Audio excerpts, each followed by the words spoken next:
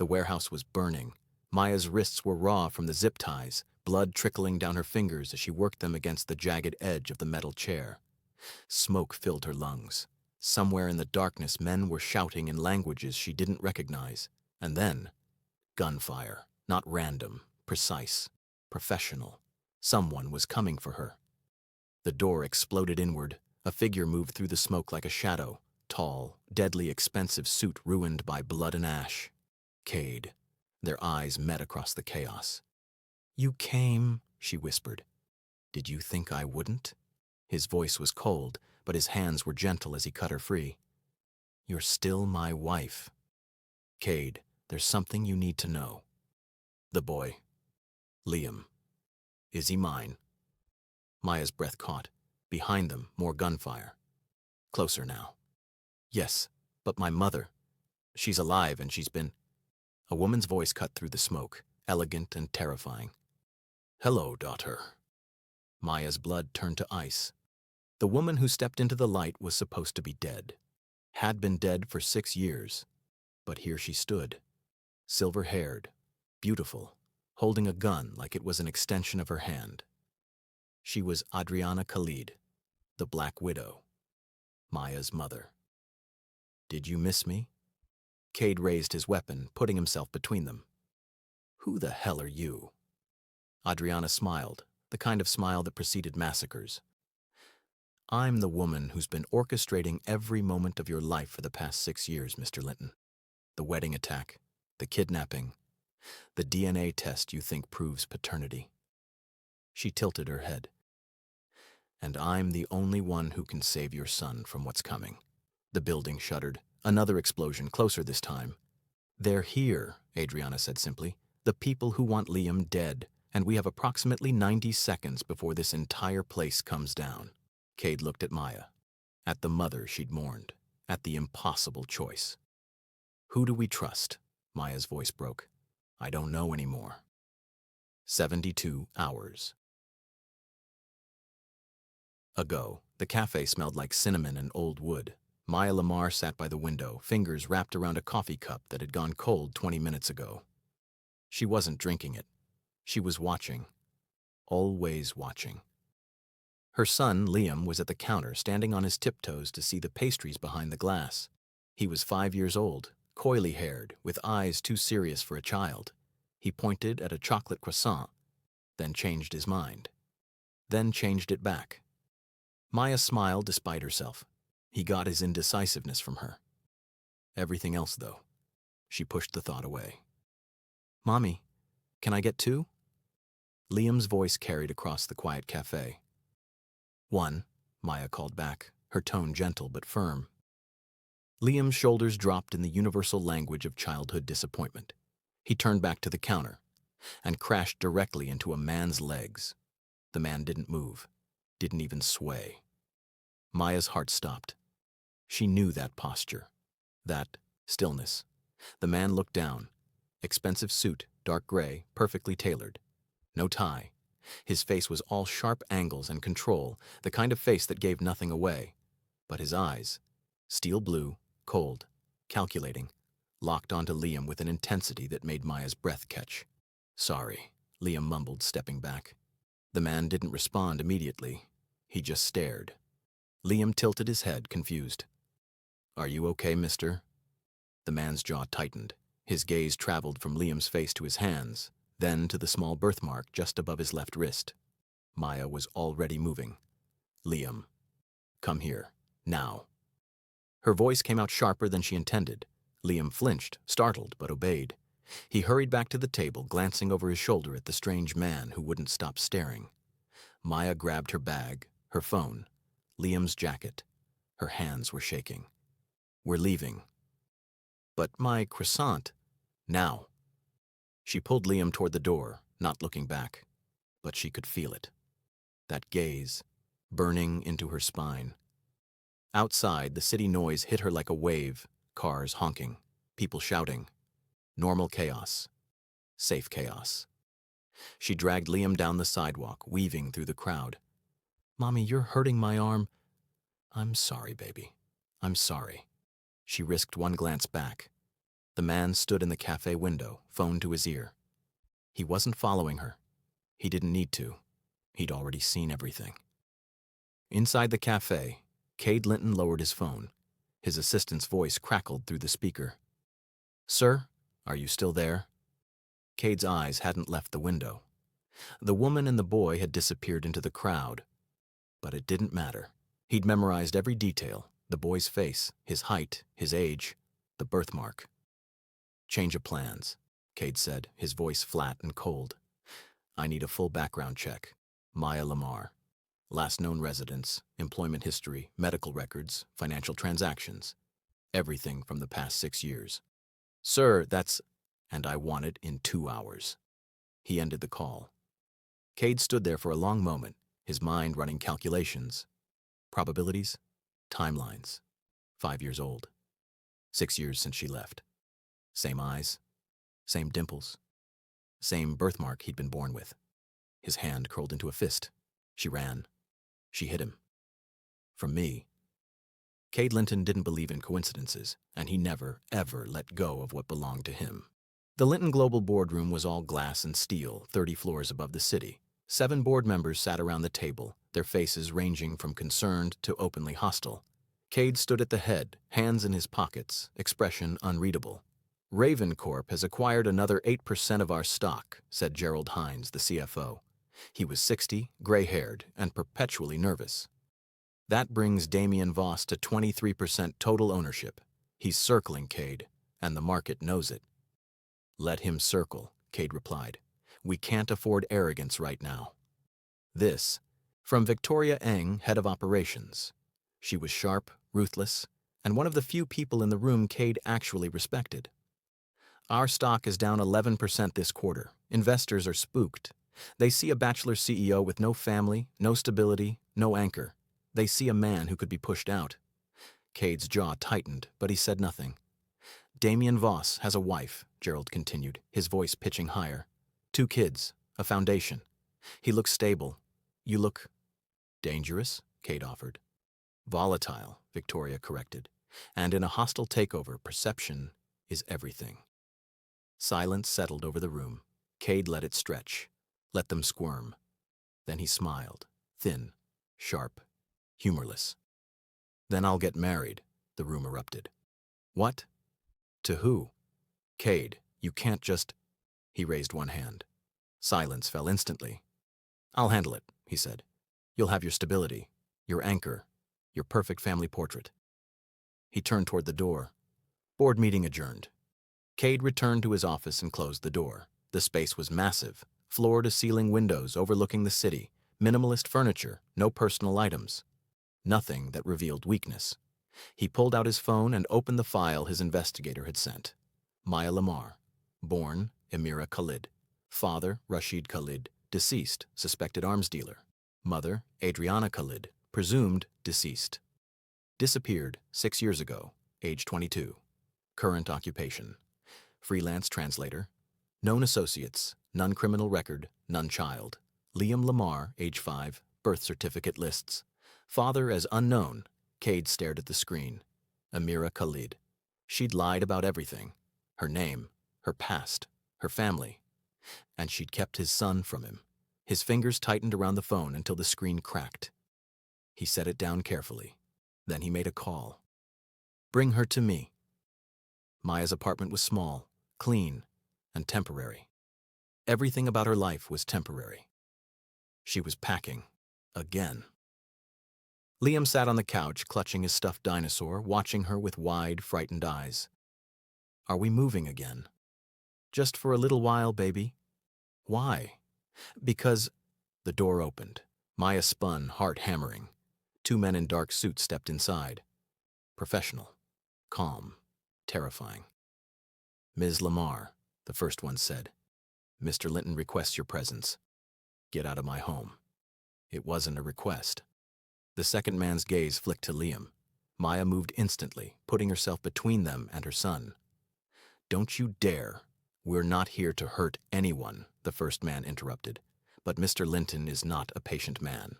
You can come willingly, or we can make this difficult." Maya's mind raced. She could run. She'd done it before. But Cade had found her once. He'd find her again. And next time, he might not send men who knocked first. Fine. Her voice was steady, even as her hands shook. But my son stays here. Mr. Linton anticipated that. A sitter is waiting downstairs. Of course he did. Maya knelt in front of Liam, smoothing his hair. I'll be back soon, okay? Be good for the nice lady. Mommy, I promise. She kissed his forehead, memorizing the warmth of him. Then she stood and walked out the door. Cade's penthouse was exactly what she expected. Cold, expensive, empty. He stood by the window, back to her, hands clasped behind him. The guards left. The door clicked shut. For a long moment, neither of them spoke. You look good, Maya. His voice was low, controlled. Or should I call you Amira? Her stomach dropped. So you know. I know everything. He turned. His face was expressionless, but his eyes burned. I know your father was Rashid Khalid. I know you've been running since you were 19.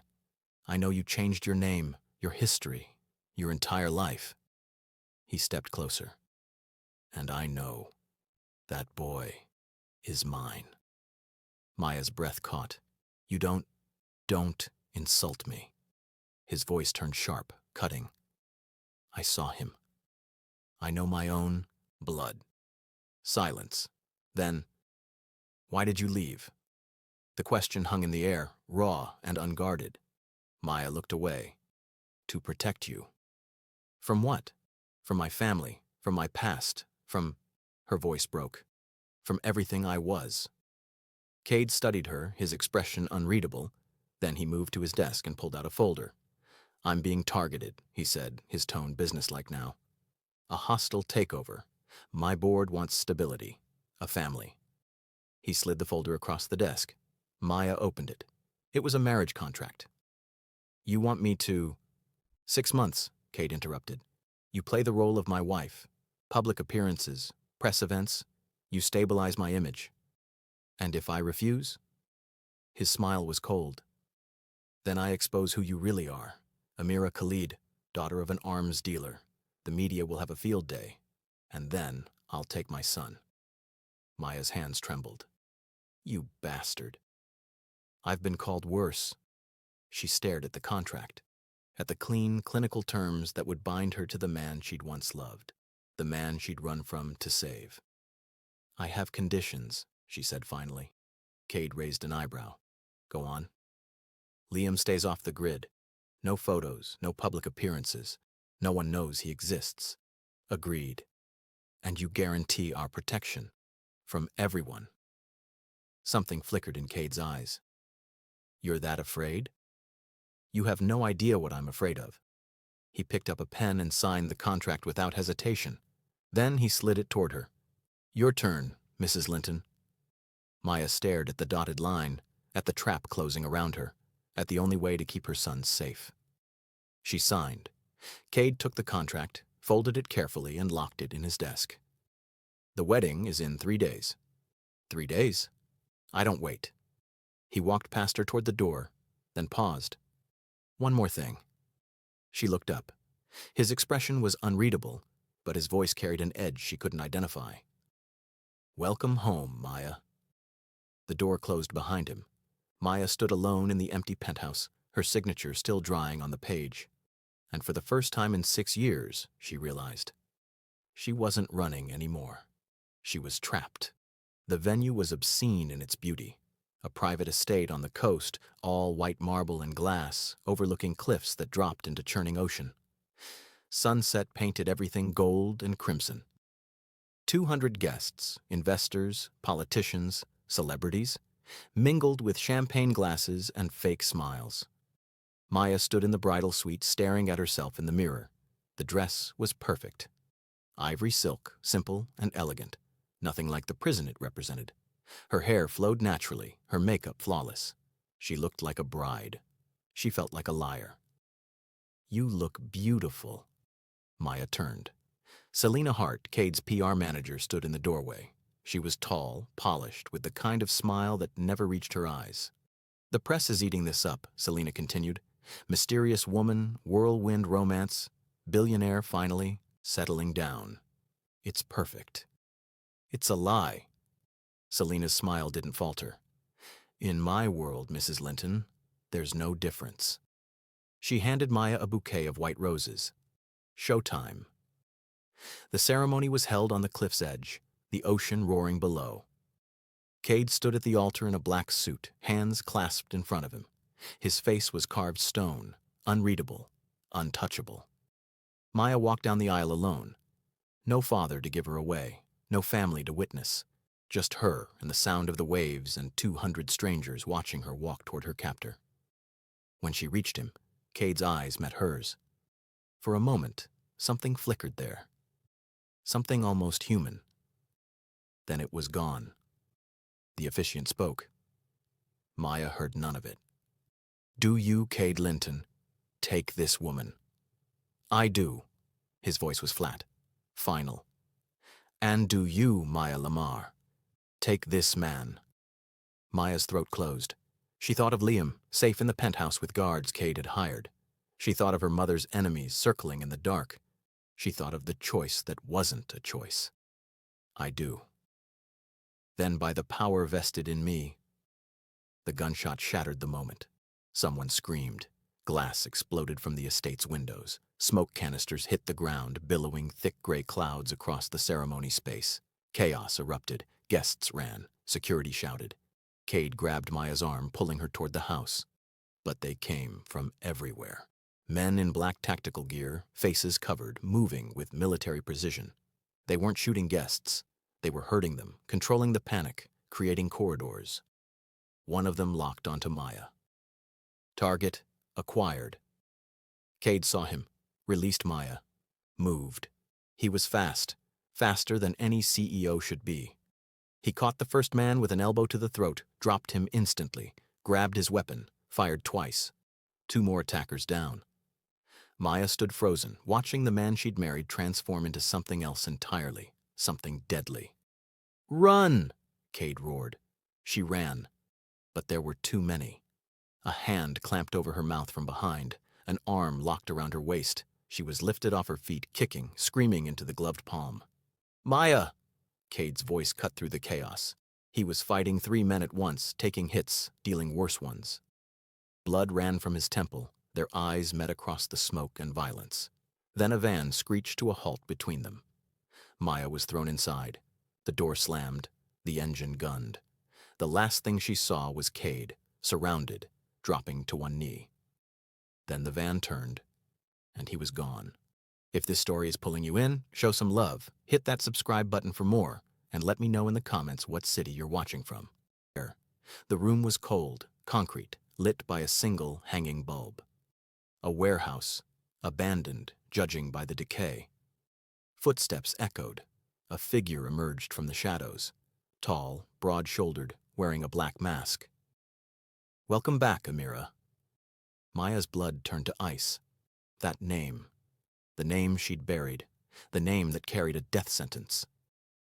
Don't bother. The voice was male, accented, Asian maybe. We know who you are. We've always known. He circled her slowly, like a predator assessing prey. Your father was Rashid Khalid, arms dealer, information broker. Very dangerous man. He made many enemies before he died. My father has nothing to do with... And your mother. The man stopped in front of her. Adriana Khalid, the Black Widow. Even more dangerous than your father. She disappeared 6 years ago. Everyone assumed she was dead. He leaned down, his masked face inches from hers. She's not. Maya's world tilted. You're lying. Your mother is alive, Amira, and she wants you home. No. Maya's voice broke. No, she can't. I saw. You saw what she wanted you to see. He straightened. She's been watching you, protecting you from a distance, but you got careless. You fell in love. You had a child. He pulled out a phone, showed her a photo. Liam. Asleep in Cade's penthouse. Guards outside the door. Maya lunged forward, the chair scraping against concrete. If you touch him, we don't want to hurt him. The man pocketed the phone, We want him safe, with family, where he belongs. He belongs with me. Does he? The man tilted his head.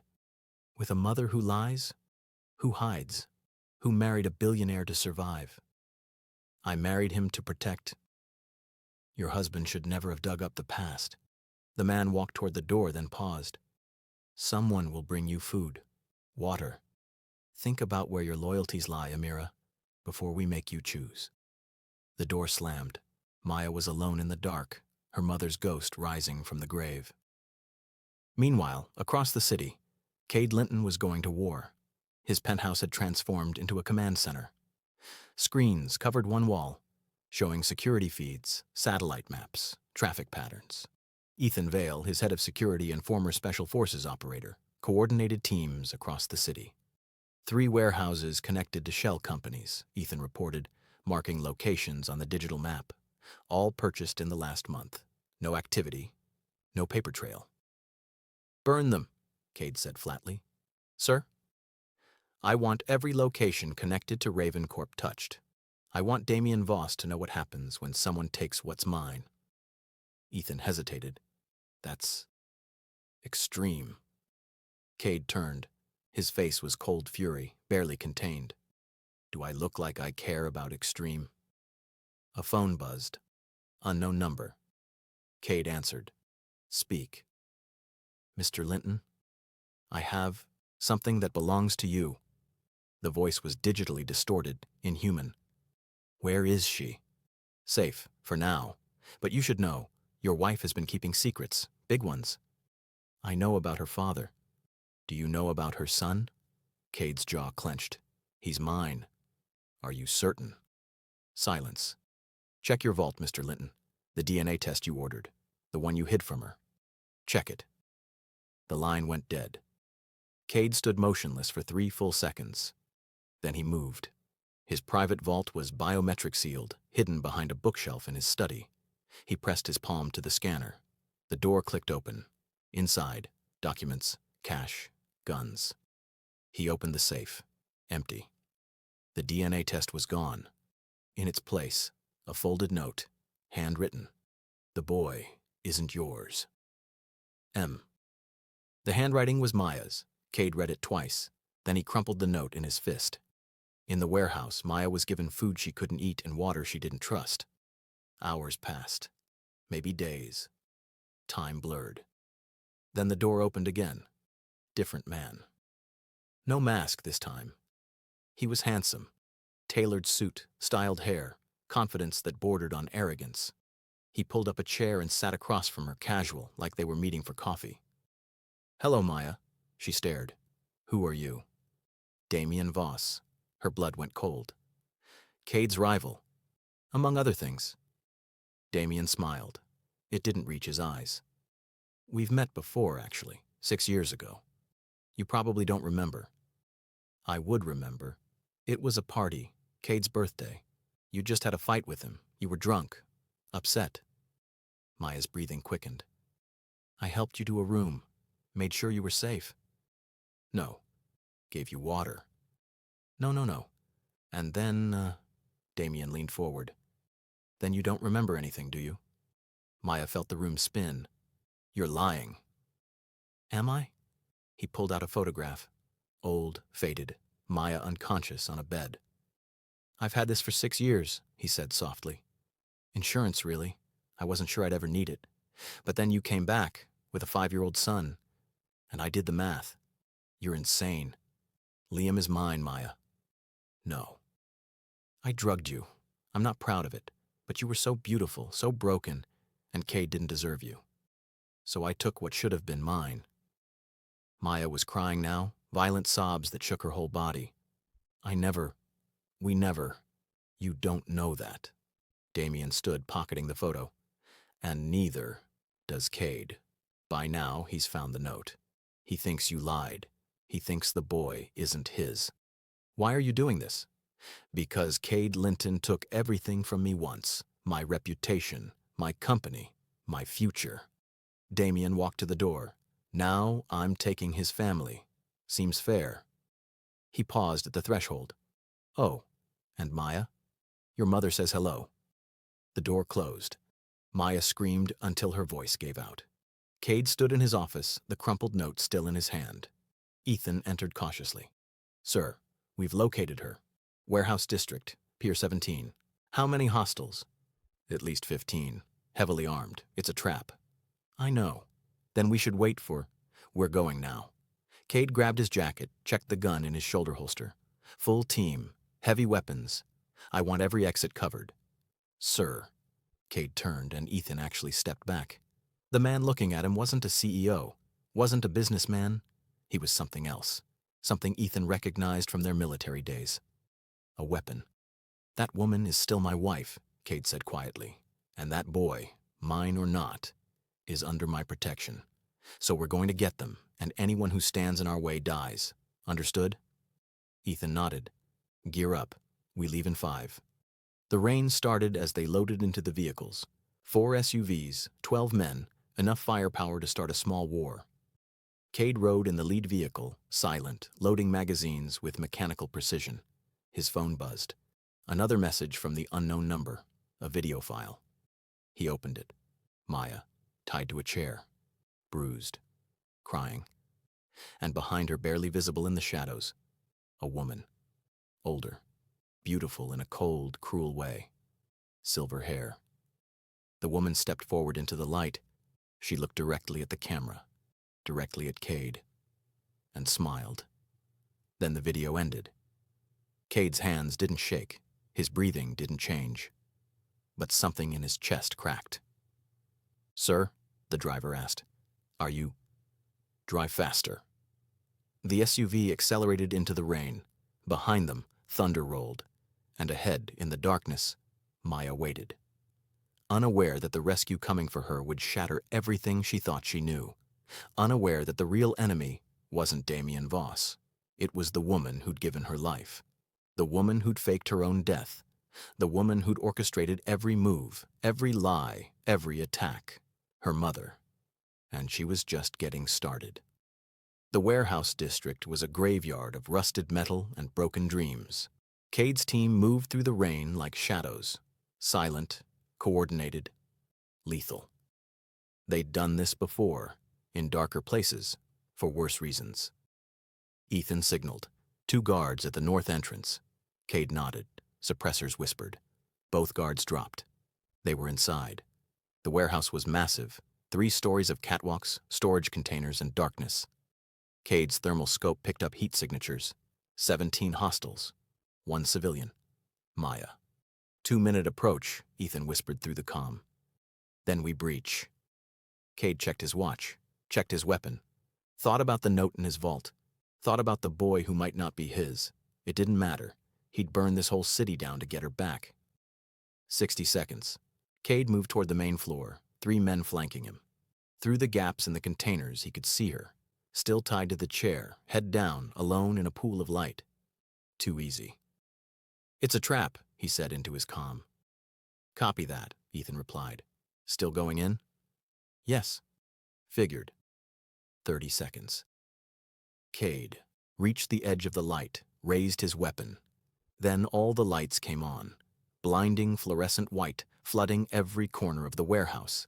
And Maya wasn't alone anymore. Men appeared from behind containers on catwalks, blocking exits. Not 15, 30, maybe more. And standing beside Maya, one hand resting almost affectionately on her shoulder, Damien Voss. He smiled. Hello, Cade. Cade didn't lower his weapon. Let her go. Why? We were just getting reacquainted. Damien looked down at Maya. Weren't we, darling? Maya's eyes met Cade's across the warehouse. Red, swollen, destroyed. Cade. Her voice broke. I'm sorry. I'm so sorry. She's been telling me the most interesting things, Damien continued, circling behind Maya's chair. About that night, 6 years ago. About what really happened. I know what you did. Cade's voice was ice. Do you? Damien tilted his head. Because I've been doing some math, and Liam, sweet, innocent Liam, is exactly 5 years and 3 months old, which means he was conceived in June, 6 years ago. He paused for effect. The same month Maya and I spent the night together. You drugged her. I protected her. From you. From your obsession. From... The gunshot echoed through the warehouse. Damien's shoulder exploded. He screamed, stumbling backward. Cade's weapon was still raised, his expression unchanged. Next one goes through your skull. Chaos erupted. Damien's men opened fire. Cade's team returned it. The warehouse became a war zone. Muzzle flashes, ricochets, screams. Cade moved through it like death itself. He dropped 3 men without breaking stride. Took cover behind a container. Reloaded. Emerged firing. Cade appeared beside Maya, cutting her restraints. Can you walk? Yes. Then move. They ran toward the east exit, Ethan covering them. Cade fought his way toward them, every shot precise, every movement calculated. Then the explosion hit. The west wall blew inward, concrete and metal flying. More men poured through, different uniforms, different gear. A third party. Cade grabbed Maya, shielding her with his body as debris rained down. When the dust settled, a woman stepped through the hole in the wall. She was older, maybe 50, beautiful in a way that made you think of knives and poison. Her hair was dark silver, pulled back severely. Her eyes were Maya's eyes. Adriana Khalid, the Black Widow, Maya's mother, alive and holding her grandson. Mama! Liam's voice pierced through the air as he ran towards Maya. Hello, daughter. Adriana's voice carried across the warehouse, clear and cold despite the gunfire that had suddenly impossibly stopped. Both Cade's men and Damien's had lowered their weapons, confusion rippling through their ranks. Maya couldn't breathe. She held on tighter to Liam, gently pushing him behind her. No, you're dead. You saw what I needed you to see. Adriana walked forward slowly, her guards flanking her. A body, a funeral, a closed casket. Easy to fake when you own the right people. She stopped 10 feet away, studying her daughter like a specimen. You look thin. Are you eating? Stay away from me. Maya's voice shook with rage and terror in equal measure. Such hostility. After everything I've done to protect you. Cade moved between them, weapon trained on Adriana's head.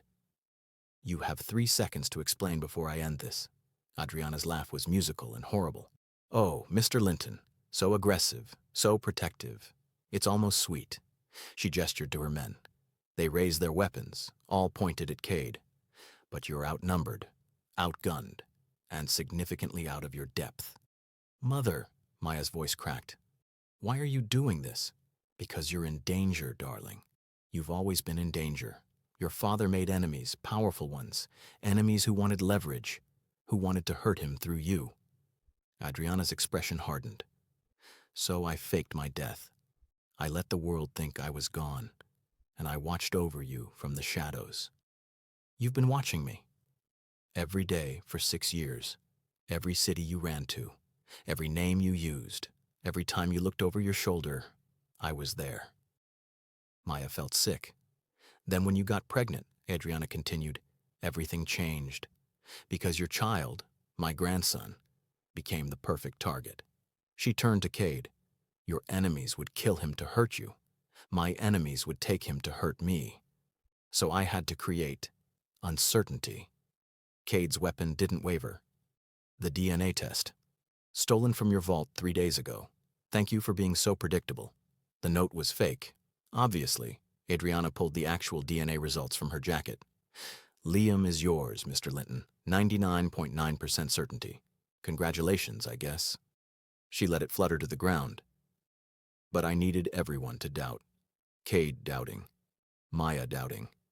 Even Damien believing his own pathetic fantasy. Damien, still clutching his bleeding shoulder, stared at her. You told me. I told you what you wanted to hear. Adriana's smile was razor sharp. I fed you information, planted the photograph, helped you believe you were clever. She looked at Maya. I even drugged you 6 years ago. At that party. Not Damien, me. I slipped it in your drink. Maya's world imploded. Why? Because you needed to forget that night. The night you told Cade you were leaving. The night you were going to stay. Adriana's voice softened, became almost gentle. I couldn't let you stay, darling. So I made you forget your own decision, made you think something terrible happened, made you run. You destroyed my life. I saved your life. Adriana's composure cracked, just slightly. Your father's enemies found us. They were coming for you. I had to make you disappear. So you've been orchestrating everything? Cade's voice was deadly quiet. The takeover attempts, the wedding attack. All of it? Not the takeover. That's genuinely Damien's incompetence, but yes, I staged the wedding attack. I wanted Maya frightened, compliant, ready to run again. She looked directly at Cade. And I wanted you to show me what you're capable of, whether you could actually protect them. This was a test, a necessary one, because my husband's enemies are coming, Mr. Linton. The real ones, the kind that make men like you look like children. Adriana pulled out her phone, showed them a photograph, a black crest, ornate, ancient. The Crimson Syndicate. They've been hunting my family for 20 years. They killed my husband, they'll kill my daughter, and they'll take my grandson. She pocketed the phone. Unless we work together. Silence filled the warehouse. Then Cade did something unexpected. He lowered his weapon. No. Adriana blinked. Excuse me? You manipulated my wife, traumatized her, made her believe she'd been assaulted, stole 6 years of my son's life. Cade's voice was flat, emotionless, terrifying. So no, we're not working together.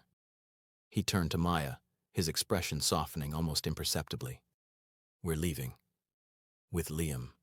And if anyone, your mother, Damien, or these imaginary syndicate assassins, comes near my family, I'll handle them. You can't protect them alone, Adriana said. Watch me. Cade took Maya's hand, and the warehouse exploded into violence again. Adriana's men moved to block the exits. Cade's team engaged them. Damien tried to escape and was tackled by Ethan. In the chaos, Adriana grabbed Maya's arm. Please. I did everything wrong, but I did it for you. Maya pulled free, tears streaming down her face. You were supposed to be dead. I grieved you. And now I have to grieve you, all over again. Maya, goodbye, Mother. Maya ran, holding Liam tightly. Cade covered her, firing with brutal efficiency. They reached the hole in the wall, sprinted into the rain. Behind them, Adriana stood alone in the warehouse, watching her daughter disappear. Again. Her face crumpled, just for a moment, before the mask returned. She turned to her lieutenant, voice cold once more. Follow them. But stay hidden. The syndicate is already moving. Ma'am, if they find out, they won't. Adriana's eyes hardened. Because I'm going to give them what they want. Which is? She smiled. Sad. Broken. Lethal. Me. 3 days later. The hospital was quiet. Private wing. Armed guards at every entrance. Maya sat beside the bed. Bandaged, but alive. Liam was curled against her side, finally asleep after 3 days of nightmares. The door opened. Cade entered, carrying coffee. He looked exhausted. Suit rumpled, jaw dark with stubble, eyes hollow. He handed Maya the cup, sat down heavily in the chair across from her. For a long time, neither spoke. Is he mine? The question was soft, vulnerable. Nothing like the man who'd stormed a warehouse. Maya nodded, tears spilling over. I never lied about that. I swear. The note, the doubts, that was all her. Cade stared at his son, really looked at him for the first time without walls, without fear. The same nose, the same stubborn set to his jaw, even in sleep. His child. 5 years he'd missed. First steps, first words, first everything. I'm sorry, Maya's voice broke. I'm so sorry I took that from you. Cade stood, crossed to the bed. Then he knelt, got down on his knees beside his sleeping son and just broke. Silent tears, shaking shoulders. All the control, all the coldness, all the armor. Gone. Maya touched his face, and he leaned into her palm like a man drowning. You're here now, she whispered. That's what matters. Cade looked up at her, raw and honest and terrified. I don't know how to be a father. Neither do I know how to do this. Maya smiled through her tears. We'll figure it out together. He kissed her then. Soft, desperate. A promise. Liam stirred between them, eyes fluttering open. He looked at Cade with sleepy confusion. Who are you? Cade's breath caught. Maya squeezed his hand. Liam, she said gently. This is your father. Liam studied Cade with those two serious eyes. Then he held up his wrist, showing the birthmark. Like mine. Cade couldn't speak, could only nod. Liam smiled. Small, tentative, beautiful. Okay. And just like that, something settled. Something healed. For the first time in 6 years, Maya felt safe. For the first time in his life, Cade felt whole. They sat together, broken, traumatized, but together. And for a moment, the world was quiet.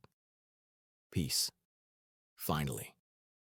Then, the door burst open. A nurse stumbled in, clutching her side. Blood spread across her white uniform. Behind her stood Adriana. She looked terrible, pale, wounded, barely standing. Blood soaked her left side, dripping onto the floor. Maya screamed. Cade moved instantly, putting himself between Adriana and his family. Guards. Dead. Adriana's voice was weak. She collapsed against the doorframe. All of them. They're here. Who? Adriana looked up, and for the first time, Maya saw real fear in her mother's eyes. The syndicate. She coughed, blood on her lips. They found us. They're coming for Liam. She dropped a blood-stained envelope on the floor. On it, Cade's full name, written in elegant script, and beneath it, a black crest. The Crimson Syndicate. They sent their best. Adriana slid down the wall, leaving a red smear. Former Spetsnaz. Contract. Killers. Ghosts. Her eyes found Maya. I tried to lead them away. Tried to trade myself. They didn't want me. Her voice dropped to a whisper. They want the boy. The last Khalid heir. Mother. Adriana's hand reached out, trembling. Maya hesitated, then took it. I'm sorry, Adriana whispered. For everything. For the lies. The manipulation. I thought I was protecting you. Tears streamed down her face. Genuine, human, devastating. But I was just scared.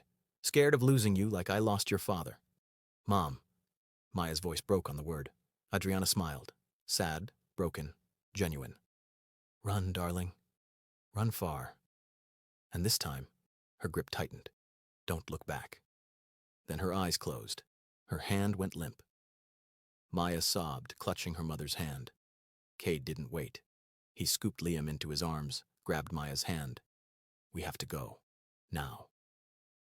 I can't leave her. She's gone, Maya, and we will be too if we don't move. Behind them, alarms shrieked. Gunfire echoed through the hospital corridors. They burst through the stairwell door, racing down flights, Liam clutching Cade's neck. Daddy. The word stopped Cade mid-step. Liam had never called him that before. Yes? Are the bad people coming? Cade looked at his son, his beautiful, terrified son, and made a decision. Yes, but I won't let them hurt you. Ever. They reached the parking garage. Cade's car was waiting, engine running, Ethan at the wheel. Sir. Drive. Don't stop. Don't look back. They threw themselves into the car. It peeled out, tires screaming. Through the rear window, Maya saw men in black tactical gear pouring into the hospital. Professional, efficient, merciless. The Crimson Syndicate. Cade pulled out his phone, made a call. It's me. I need the jet fueled in 20 minutes. File flight plan for... He paused. Somewhere they'll never find us. He ended the call, looked at Maya and Liam, his family. We're going off the grid, new identities, new life, whatever it takes. Maya nodded, holding Liam close. Together. Together. The car raced through the city streets, rain hammering the windshield. Behind them, the hospital burned. Ahead, the airport lights glowed in the darkness. And somewhere in the shadows, The Crimson Syndicate watched, waited, planned their next move.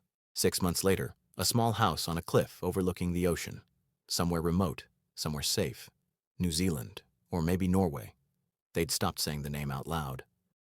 Liam played on the beach below, laughing as waves chased him up the sand. He was bigger now, braver. The nightmares came less often. Maya watched from the porch, coffee in hand, finally starting to breathe again. Cade emerged from the house, wrapping his arms around her from behind. "He's fast," Cade murmured. "Gets it from you." "Gets everything from me, stubbornness especially." Maya laughed, real, genuine, and unguarded. They stood together, watching their son play, pretending the world couldn't find them, pretending they weren't still looking over their shoulders, pretending the black crest didn't haunt their dreams. Liam waved from the beach. They waved back. Cade's phone buzzed. Unknown number. He stared at it for a long moment, then showed Maya the screen. Her face went pale. The message was simple. "We know where you are, but we're not coming. Not yet. Enjoy your time with the boy. He'll be ours soon enough." The Crimson Syndicate. Cade deleted the message, turned off the phone. "We should run," Maya whispered. "We're done running." "Cade, I'm done running." He turned to face her, and his eyes held something new. Not fear, not resignation. Determination. "They want a war? I'll give them one. But on my terms. My timing." He looked down at Liam, playing in the sand. "And when they come for my son, they'll learn what it means to take something from Cade Linton." Maya saw it then. The man she'd fallen in love with merging with the weapon she'd witnessed in the warehouse. Lethal, protective, unstoppable. "What do we do?" Cade pulled her close. "We live, we love, we prepare." He kissed her forehead. "And when they come," his smile was cold, sharp, deadly, "we make them regret it." Down on the beach, Liam built a sandcastle, oblivious to the storm clouds gathering on the horizon, oblivious to the war coming for him. But his parents watched, and waited, and prepared to burn the world down to keep him safe.